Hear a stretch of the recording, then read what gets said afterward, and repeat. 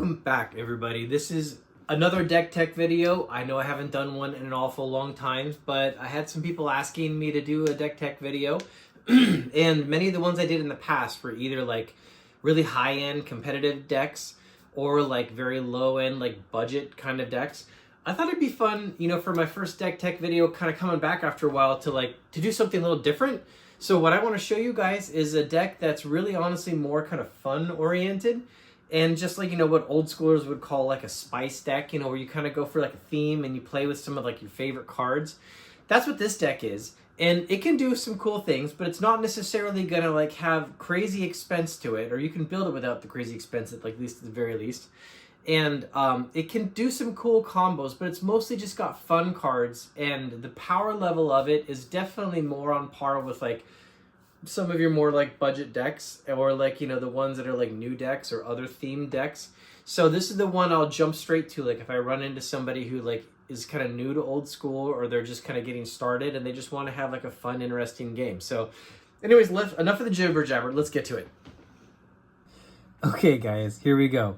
Deck tech video, and I know it's sacrilege. What am I doing? I've got a flesh and blood background on here with the magic deck, my giant bull sack deck. But you know, this deck is green and white, and the mat has got a ton of green and white, and I got the crystals, which is like, you know, every like nerd theology has always got crystals in it. I don't know what it is, people always do that, which kind of matches the Heart of Findle for Flesh and Blood. This is one of my favorite play mats, because this actually came from the Pro Tour that was in New Jersey for Flesh and Blood, and I got to have it signed by James White, and then a bunch of like the artists and other YouTubers and stuff. Steve Argyle, big magic artist, is also in it. Anyways, so this is the giant bull sack video for the giant bull sack deck. How many times can I say giant bull sack? Okay, so the deck tech. So what is the deck? Well, the deck primarily, these aren't really bull elephants, they're war mammoths, but I'm just going to pretend that those are bull elephants, right? So that's like that's the bull part. The giant is of course for giant growths, and the sack part is for somewhere in here is the diamond valleys for sacrificing your actual creatures. So that's the the giant bull sack. I know. How far will I go for a pun, right? But anyways, I wanted to have a deck that was centered around elephants, because for years I wanted to build an elephant deck, and I also like especially wanted to put it together with like kind of like a pride and joy, which is, as soon as I can find them in here, these guys right here, the elephant graveyards. The elephant graveyards are such a cool land from Arabian Knights, where you can actually get mana from it, or you can actually regenerate an elephant. And the elephants aren't super strong. I know that. You know, the elephants are all just like 3/3s and 2/2s. These guys at least band a little bit. But you can do some cool things with it, you know, when you can actually play with some of the combos that I'll show you in the deck. But I really wanted to build like around this theme. That's effectively what I was really trying to go for. So this is not meant to be like a crazy high-end like tournament deck that you're going to take out and just like win. That's really not even what it's like trying to attempt to actually be. So like, just if that's your concern, just kind of put that aside. But anyway, so it was like, what else can I add to this to make it like a fun deck that actually it just has cool stuff? So Knights of Thorn is a really awesome card from the dark. You almost never get to see it. He is 4 mana for a 2/2 pro red banding creature.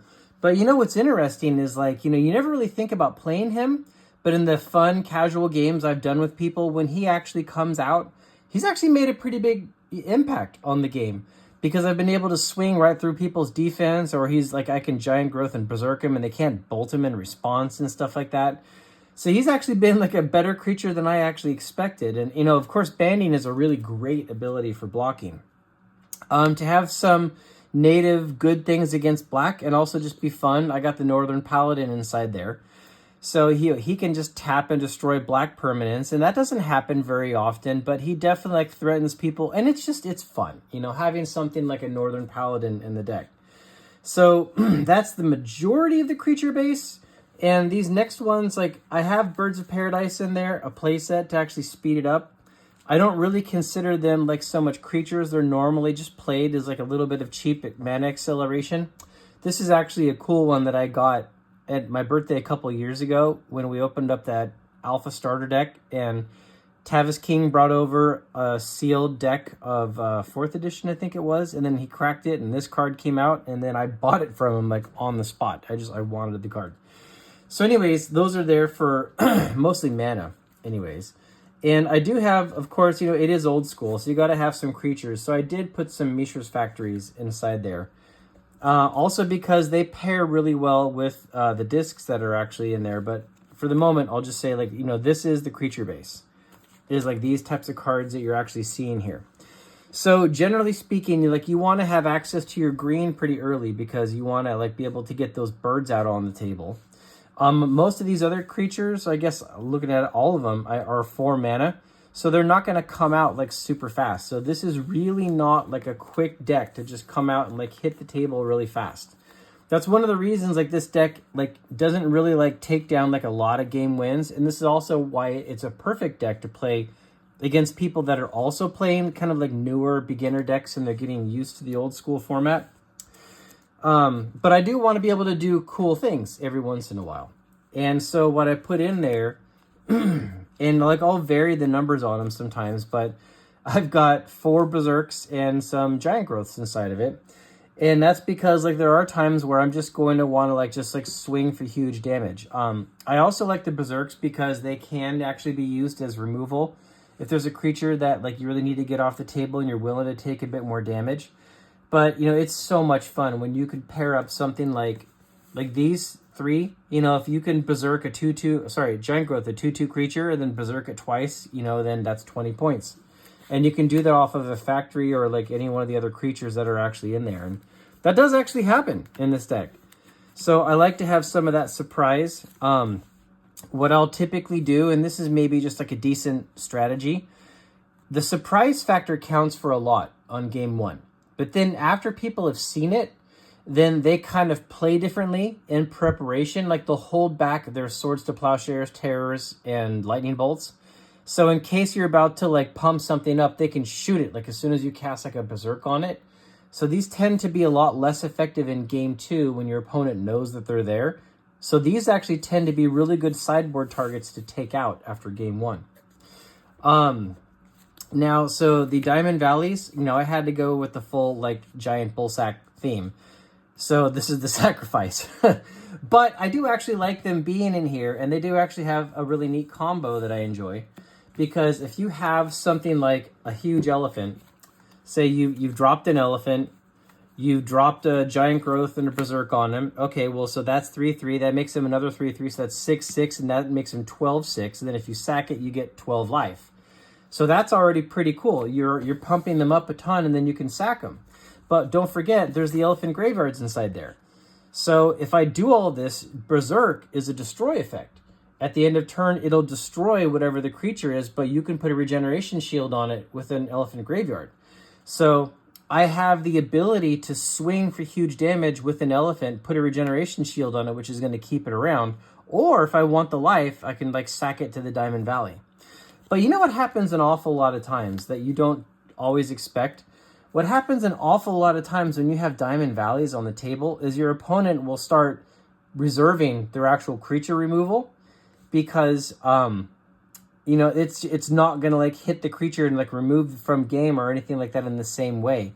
They'll change their play style a little bit, you know, because if they drop like a whole card on it and then you just do this and you just sack it and put it in the graveyard, then, I mean, you gained life on it and the removal like has like a lot less value, right?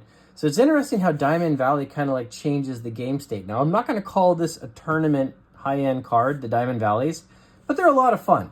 And that is actually the whole theme of this deck from the beginning, is to just honestly have fun, right? So the Regrowth is in there just because it's one of the best cards in Magic. Just go get something out of the graveyard. It's usually typically getting something like an important removal piece, like a disc or a disenchant or a plow or something like that. Sometimes I might go get back a creature. I've got a lot of removal here, so I'll just like set all the removal on the table. Now, since it's not a fast deck, that means your opponents are probably going to get out on the table ahead of you, and be able to like do some like cool stuff. And then you're going to be playing like a little bit of catch up unless like they've also got a slow deck. So, of course, the typical white best removal of, this is like, the kings right here, the 4 disenchants, the 4 plows, and a balance, to even the state out. So if you play white, this is just some of the best cards that are in white for old school. So it makes perfect sense to have these. You put these in a deck, and whatever the deck is, it can probably like hold its own, at least to some degree, because it can remove a lot of the threats that are actually there. Even if your deck is really bad like this one is. The discs are just fantastic because they can clear the board, to kind of like reset the game state back to an early state. But don't forget, if you're packing, and where are they? If you're packing Elephant Graveyards, then you can play this deck like a Disco Troll deck build, basically, where you blow the disc and then put a regeneration shield on the elephants to keep them on the table. And that definitely happens. And the Hurricanes, it's in there because I don't have a ton of like specific flyer removal. Of course, balance can hit it. Like these guys can hit flyers, but people, you also sometimes might want to have just an X spell to go for the win. There's definitely times I'll drop a Hurricane just to get those last 5 points in that my opponent isn't necessarily expecting. If they drop a moat or something important on the table to like really shut down my offense, and they're thinking they're safe, and then you drop a Hurricane, they might even tap out, not expecting that you've actually got it like main deck. So that can be a pretty nice little like move as well. So let me get all the removal off the table here, and then I'll show you kind of like what's left in the deck. So I built this deck to be Atlantic capable, but of course you can make it EC. So I've got the 1 strip mine in here because I did build it to be Atlantic. And the mana base is like not too heavy on the white, because like I was saying earlier, you really want to be able to get those birds out like early. And so there's a bit more basic forest than there is actual white. I leaned heavier into the green. And then of course, your white, green, dual lands, you got your savannas in there to generate your colors. And I just put a couple cities of brass in. I suppose you definitely could, if you felt like you needed the colors earlier, you could definitely trade like maybe another plains for another city or something like that. And then I've also got the 4 Elephant Graveyards that are in there as part of like the fun theme of the deck. They do generate mana and they can regenerate the elephants. And then of course the Mishra's Factories to actually give you, they survive a disc really well, and they're just like a huge creature in the old school format. It's kind of hard to play without them.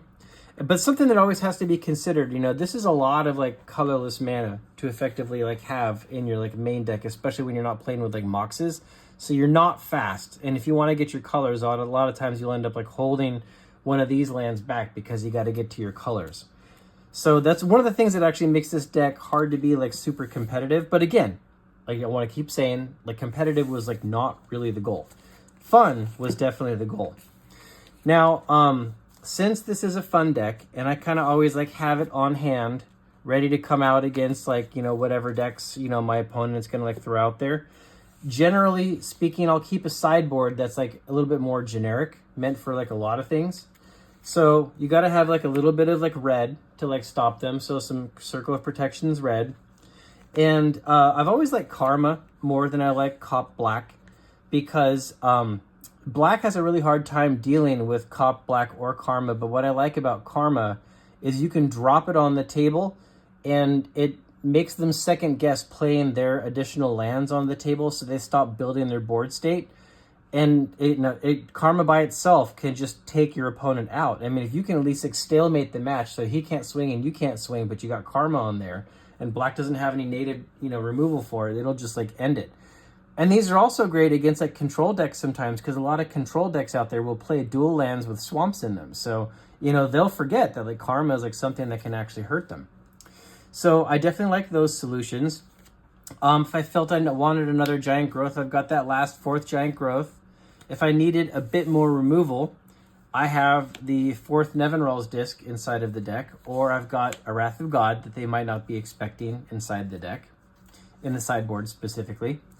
And if I need more artifact removal that I want to be instant speed, maybe I need some life, like I'm going against like a red deck that's playing like some artifacts I can punch in the face, I might go for the Divine Offerings, just to give me a little bit more of that removal. This one's fun because people don't expect it because they don't see it game one, dropping an Armageddon on people. This might be a great thing to just like rotate out for like a Berserk or a Giant Growth or something. Because they might think that they can like play a bit more conservative and like just go ahead and put their lands on the table, but then like, you know, like, and they didn't see an Armageddon the first game, then you drop an Armageddon and wipe out all the lands. Maze of Ith is just honestly a fantastic card in the Atlantic and the Swedish formats. I definitely like having these in the sideboard. And if you're playing Atlantic and people don't see mazes and like your game goes to any kind of length, then they might change how they board. But when a maze comes out, especially if they're playing something huge like Shivan Dragons or Jazan Djinn or something like that, some huge creature, it's really incredible. Like even Sarah, it's really incredible like how good the maze can be at like stalling people out, right? And then the last thing is like if you need a little bit more land destruction removal, like if you're like Atlantic or Swedish, just a few Ice Storms in there. You know, you've got access to them. And like you might need them, you might not, but if your opponent is playing some like really good lands and they're making great use out of them, or if say their mana base is really thin, like maybe they're going for 5 colors and you happen to notice like, hey, they've only got like 1 blue land or only like 1 red producing mana. And if I was to just hit that one, it's really going to hinder their strategy. You know, sometimes this can be decent to put in. So anyways, this sideboard, it's like a generic like starting place is kind of what I would say. It is not optimized. But then again, neither is the deck. So that's perfectly okay, right?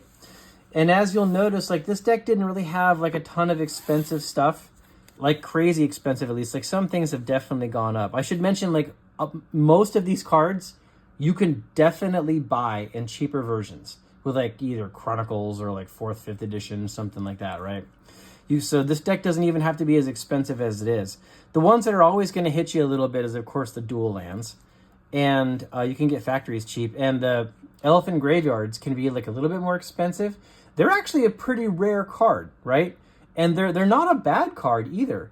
But it's just that like people haven't played a lot of elephant decks over the years. So you might be able to pick these up for something like $100 each. But these might end up being your most expensive cards to actually get for the entire deck to play something like this. And if you were going to put more money into it or go EC, you know, for EC, you'd probably, of course, want to have the additional strips. A really good card, even that should be in this deck, as is, of course, is the Chaos Orb. You know, this is probably like the best removal in all of Old School. And it should be in that deck as is, but like I was trying to keep it a little bit more budget, kind of like focused to make the games more competitive and fun. And then, of course, just like a little bit of like speed. If like you were ever going to like put some like actual money in the deck, you know, then your on-color Moxes, Soul Ring just because it's a huge boost and all these creatures are 4 drops and then something like a Lotus. So this is a direction like you might go if you wanted to put more money into it or actually go EC or something like that. So yeah, there we go. That's it. We got Giant Bullsack. So there it was, you guys. Giant Bullsack. I know, crazy name, right? But, you know, if you're going to do a fun deck, you got to come up with, like, a fun name for it. And I know it's a little bit of a stretch because it's not technically a bull elephant. But it's like, you know, hey, I've only got 2 elephants to pick from in the old school format. And I wanted to do kind of like a troll disco kind of theme, but do it with elephants and also have the ability to just kind of pop out of nowhere and just, like, berserk something for 20 and, like, hit someone in the face with, like, a very unexpectedly large elephant. So anyways, like, that's the deck. It's more fun oriented. Tell me what you guys think below in the comments. Thanks for cruising by, and I hope you guys are having a great time playing. See you later.